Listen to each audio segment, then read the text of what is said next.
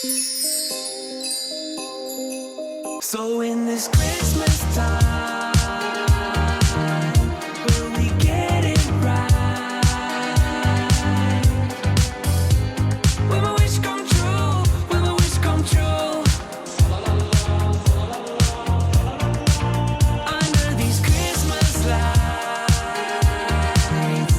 will our stars align? Will my wish come true? Will my wish come true?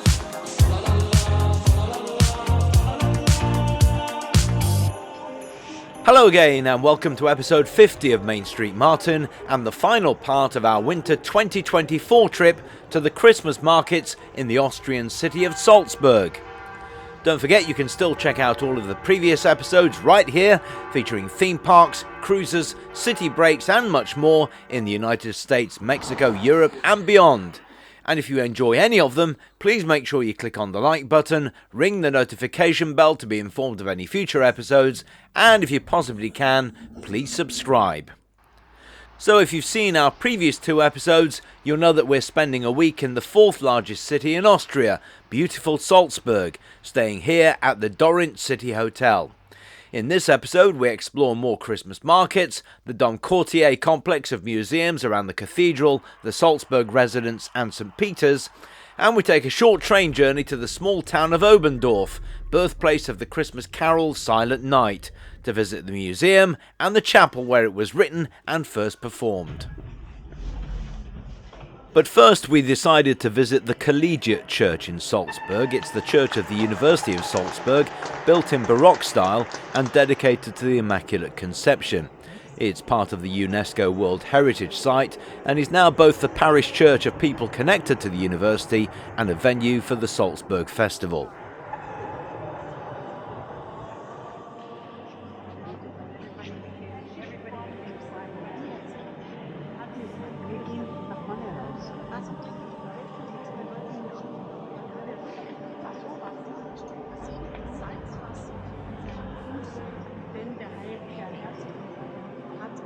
Salzquellen geschenkt. War gleich ein Halt und da haben wir die Salzquellen.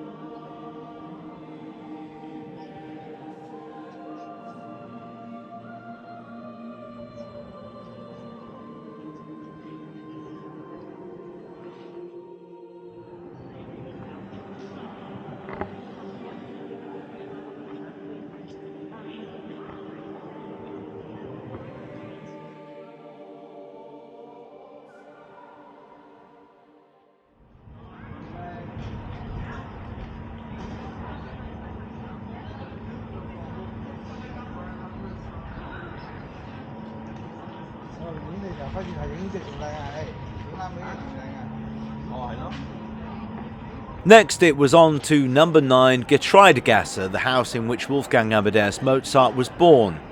Salzburg's most famous son came into the world on the 27th of January 1756. His family actually lived here for 26 years, from 1747 onwards, occupying an apartment on the 3rd floor. With parents Leopold and Anna Maria, as well as his sister, Mozart spent his childhood and much of his youth there. In 1773, the family moved to the house we know today as the Mozart residence on the Marktplatz Square. The famous composer's birthplace is one of the most visited museums in the world and is a must-see site in Salzburg. It contains everything Mozart, from details of his childhood life to musical instruments he owned and composed his famous symphonies on. It was actually the International Mozarteum Foundation which first opened a museum in the house back in 1880. Constantly developed and expanded, the year-round museum is an absolute must for every Salzburg visitor. It gives a detailed insight into Salzburg's most famous son and takes around an hour to explore.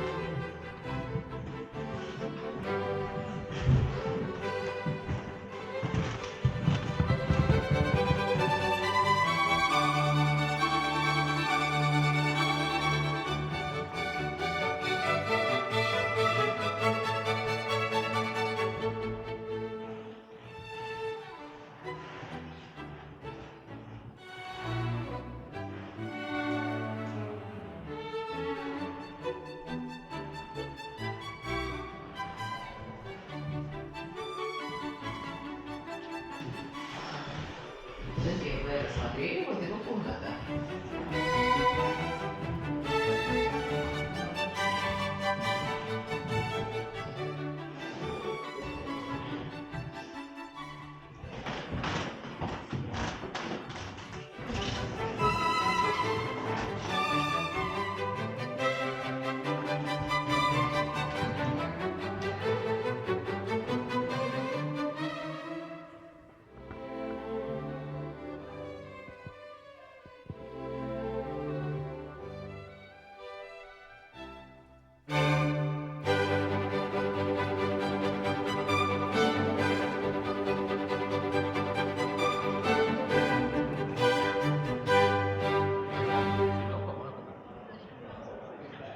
This is the Dom Courtier, which comprises the historical centre of political and ecclesiastical power of the Salzburg Prince Archbishops. The museum complex, consisting of the residence, the cathedral and St. Peter's, forms the Baroque heart of the Salzburg UNESCO World Heritage Site.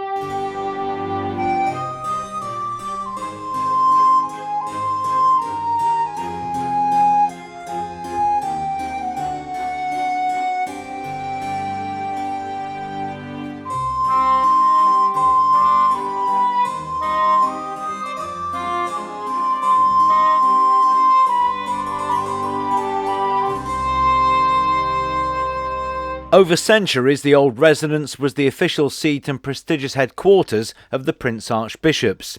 The staterooms here reflect 2 centuries of art and design history, from the Renaissance through the Baroque to Classicism. In addition, they're also an authentic experiential place in Salzburg's musical history. The first opera north of the Alps was performed here.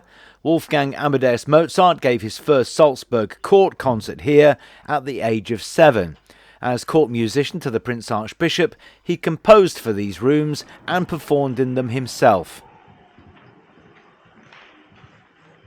So the ceiling paintings depict Alexander, and this room also used to hold concerts. And this is the room where Wolfgang Amadeus Mozart made his concert debut. So this room is the conference room.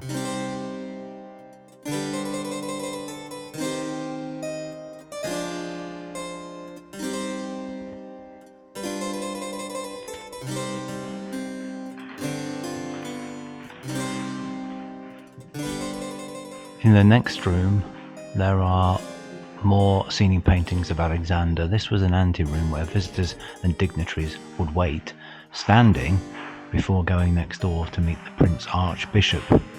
Beautiful tapestries adorn the walls, featuring the various months of the year. And this is a really interesting clock, because the clock face is actually made from silk, and when illuminated by a candle, you can see the clock face at night.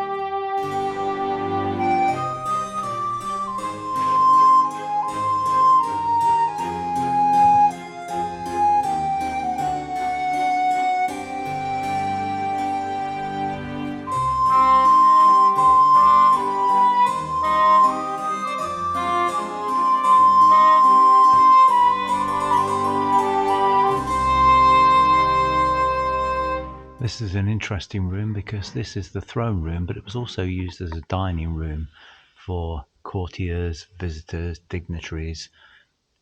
Usually about 30 people in here would dine at any one time.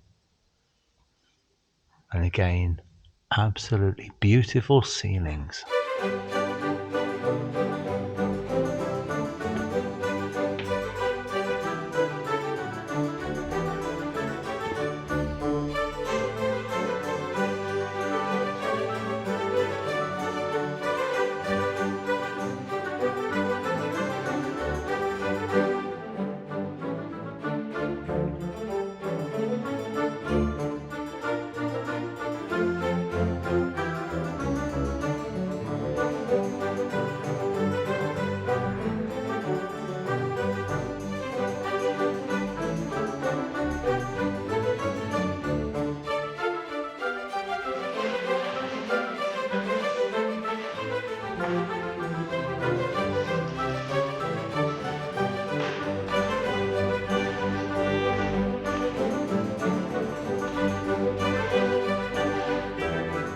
The Residence Gallery, founded in 1923, holds alternating exhibitions of 16th to 19th century masterworks from Dutch, Italian, French and Austrian painters.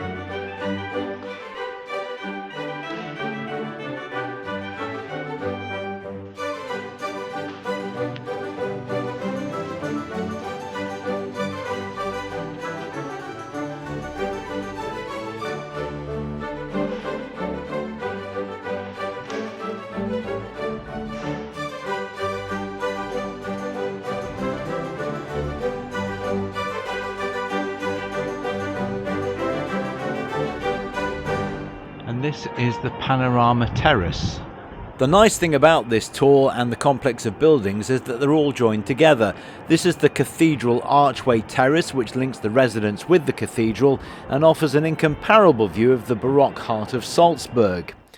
The transformation of Salzburg into what is a prestigious Baroque city with Italian flair began around 1600 under Prince Archbishop Wolf Dietrich von Rathenau and was continued and completed by his successors. Looking out over the squares, over in the distance you can see the ice rink and the mountains in the background. What a beautiful backdrop. There is an audio guide that you can take with you on the tour, and a digitally animated video depicting Salzburg's architectural history is also on display in the cathedral archway. Throughout this tour, everywhere you go, you keep discovering more and more amazing things. Through this door is the North Oratory, 4 adjoining rooms of the cathedral which alternate with exhibitions. The stucco work dates from 1628, the year the Baroque cathedral was consecrated. Of particular interest here is St Rupert's Oratory, where the altar and ceiling paintings show scenes from the life of St Rupert.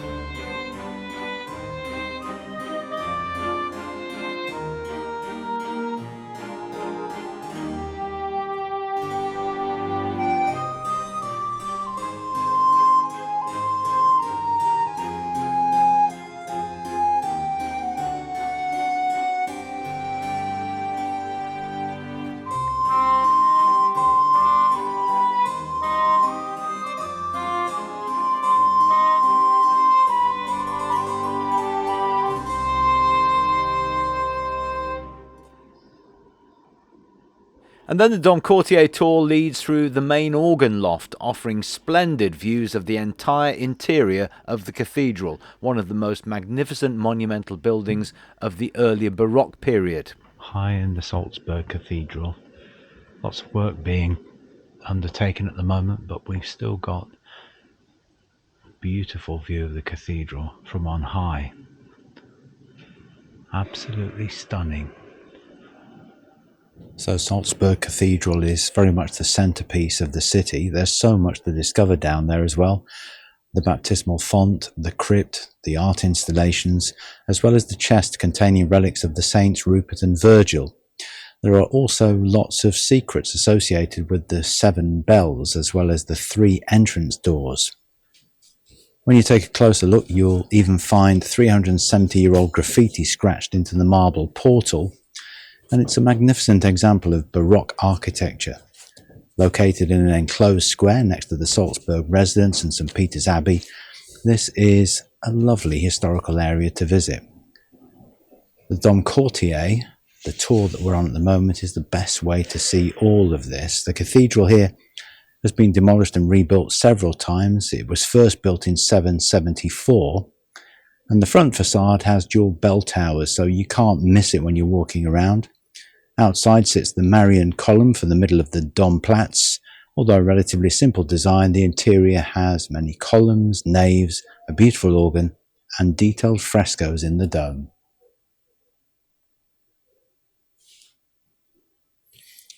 The Cathedral Museum in the South Oratory opened in 1974 and shows art treasures from 1,300 years of ecclesiastical history. The chief exhibit is the Cathedral Treasure. Precious liturgical objects such as chalices and chasubles are on display here, as well as Gothic and Baroque paintings and sculptures from Salzburg's churches and monasteries. The most outstanding exhibit is the Cross of St. Rupert, the largest surviving early medieval metal cross. It's considered one of the oldest known Christian works of art in Austria. So these are the 2 saints I mentioned before, Saints Rupert and Virgil.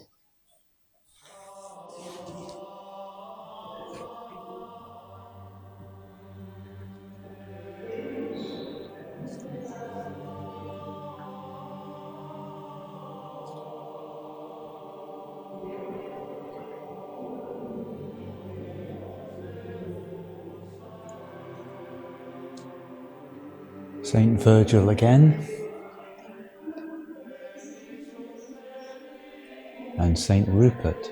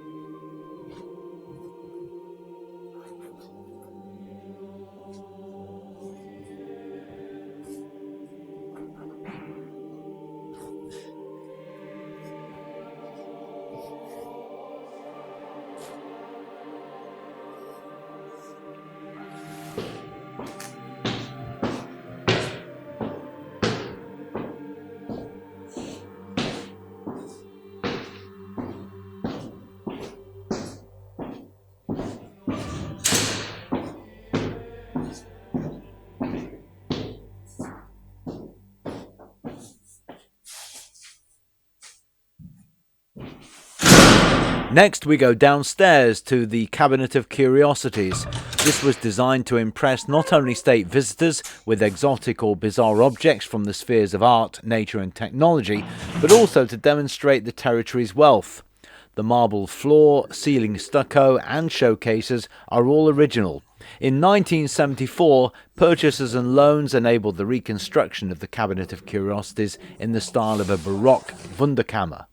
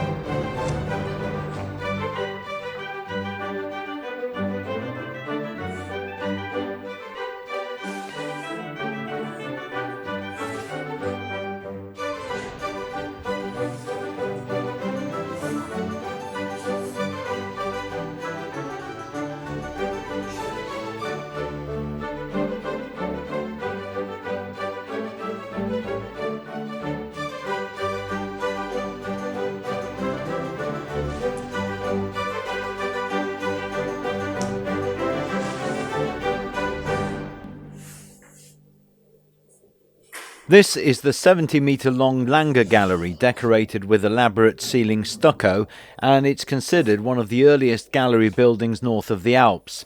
Until secularisation in 1803, it served to exhibit episcopal painting collections. Hanging here today are large-scale paintings from the art collection of St Peter's Abbey.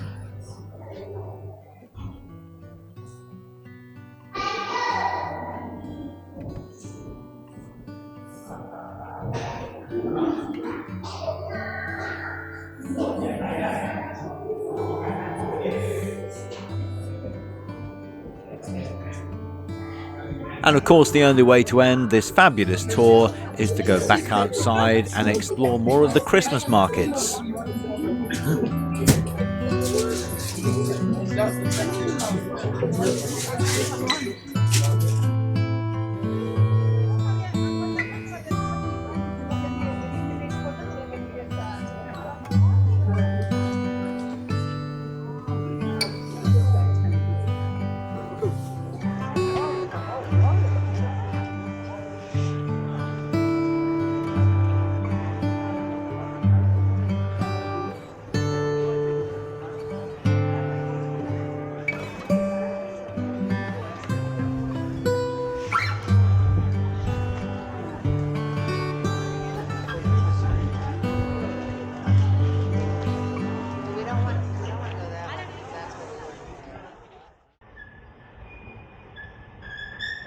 First thing the next morning, we made our way to the railway station in Salzburg to take a 25-minute train journey to Oberndorf across the Salzach River from Laufen in Bavaria.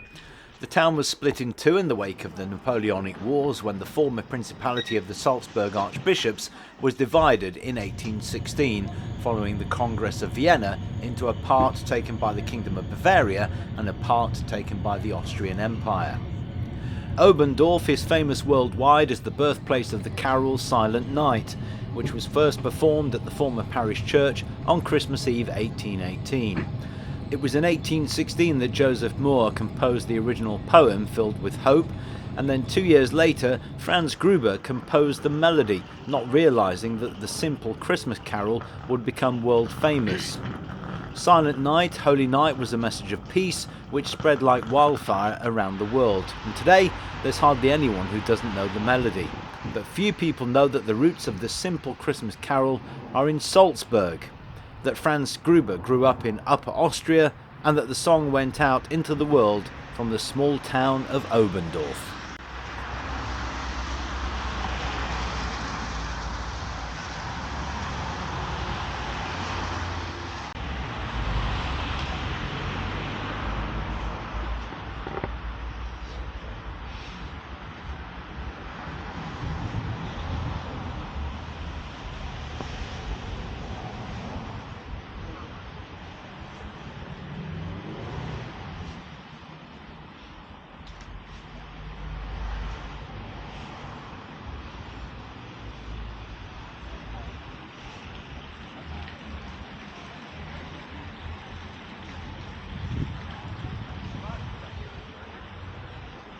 In the 1890s, several floods of the Salzach River destroyed large parts of Oberndorf, so the church was finally demolished and a memorial chapel erected on its site in 1937.